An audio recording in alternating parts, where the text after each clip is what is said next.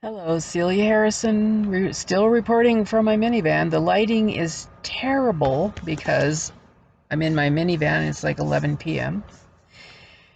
And I live in this minivan, like I've said so many times before, because I was run out of an apartment. No agencies did their jobs. That includes the police department. And one thing that is unbelievable in Idaho is there are no laws against harassment unless you are a minority. Of course, these evil people here would probably kill minorities without that law.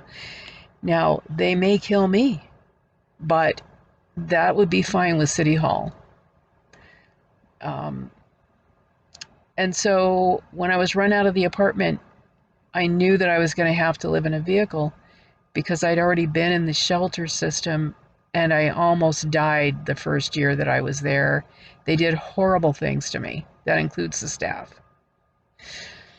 So I chose to have more control over what went on, to be able to make better decisions than other people who have a system in place that slowly kills people, traumatizes people, etc. And I've been traumatized anyway, over and over, constantly, every day, by evil, by the evil that runs this city. Now, um,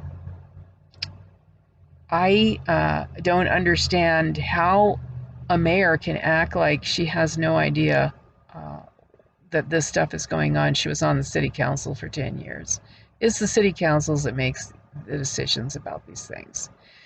So she knows exactly what's going on, and she's a part of the plan. So I came to park today, and I was heading for the area that's not where I usually park. I usually park in the sun where it's really hot because other people are taking the other spots, and there's people that have behavior issues.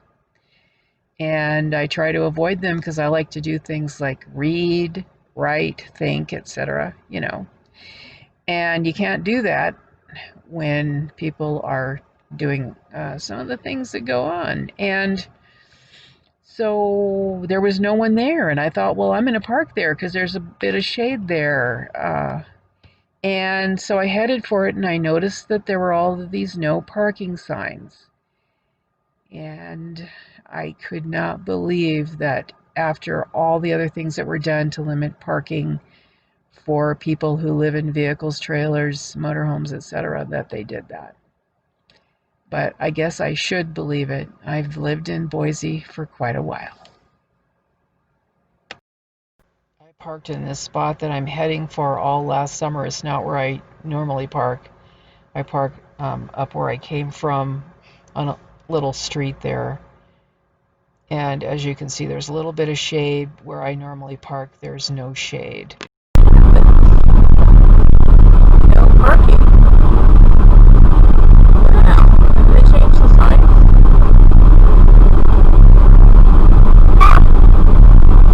Looks like they did.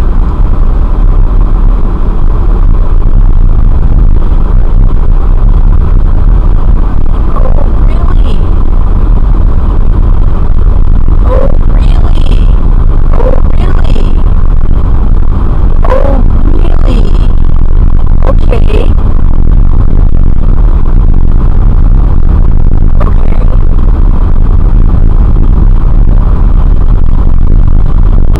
There used to be parking here, and now they've put up all of these no parking signs on this street. I would like to know the rationale for that. I would like to know why.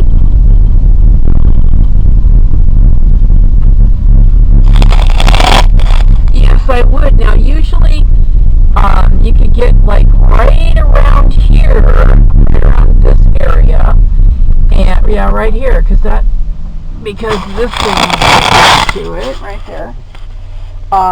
And then it would say that there was no parking past that spot, and or maybe it was a little further up. But now they put all of these signs in, and this is once again, further limiting the places that people live in vehicles can park.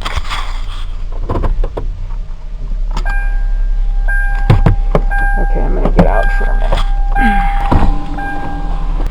Okay, after all of the stuff that they did at the beginning of the pandemic with the construction that started, and the demolition in 2 different spots, and also the demolition at McDonald's, they have put up all of these no parking signs on this street. And I've already contacted this corporation to ask them for a response to the video that I'm making already about what they did to limit the parking for people that live in vehicles here. And they did not respond. Instead, their response was to lie to me and tell me to call them at a specific time, and then they didn't answer the phone because they're cunts. And so these signs are all along this road.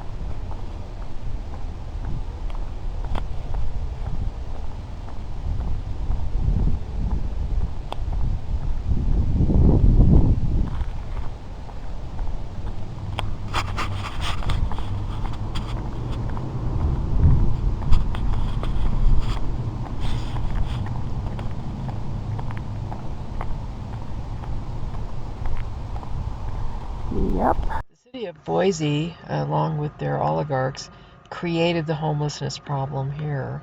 There's no reason why they should have a homelessness problem in this city. They created the drug problem. They created have contributed to a lot of the alcohol problems, the ignorance through the poor education. It's like the worst education system in the country. They allow people to harass and bully because they don't have any laws against it, and they do not care that people are harmed and damaged by that. They absolutely do not care. So last summer when I parked there in that particular spot, there was just me and this guy that parked on the other side of the street. I caused no problems. He caused no problems. Occasionally other people would park. Sometimes they caused problems. On a rare occasion I'd have to go park somewhere else. But for the most part, it was mainly me and him, and then a couple of people that parked late because people parked in the other spot. And the reason they do that is all of us are called rubber tramps. But I leave almost every day, pretty much. On a rare occasion I'll stay in my car all day, but for the most part I leave every day, and the other guy left every day. But there's people who are called squatters who like to stay as long as they can, and the regulations are 3 days. That way you don't have to set up and take down and use a lot of gas, and they can save some money. Another spot is close to the shelter, it's close to the soup kitchen, it's close to 2 convenience stores and McDonald's, and also it's not too far, to walk to Albertsons and other places. So that's why people like to park over there. So they were all sort of run off, and they were over here, and it was very, very crowded, and not a good situation for a pandemic. The city of Boise was very, very well aware that that was a problem, and they didn't care. So last summer down there in that parking spot, I was harassed a lot. There was some threatening behavior. Of course, the Boise Police Department is useless and just gaslight and don't do anything about the problems because the city doesn't give a shit. Boise Police Department is involved in a lot of the crap that goes on, probably because they're told to do it. And so in Boise, Idaho, if you're a homeless person living in a vehicle and you're always on the verge of committing some kind of a regulation violation because of the situations that you're forced into, and the places that you can park get smaller and smaller, and if you're not on the verge of committing a violation of some regulation, they're going to create a new one for you so that you will.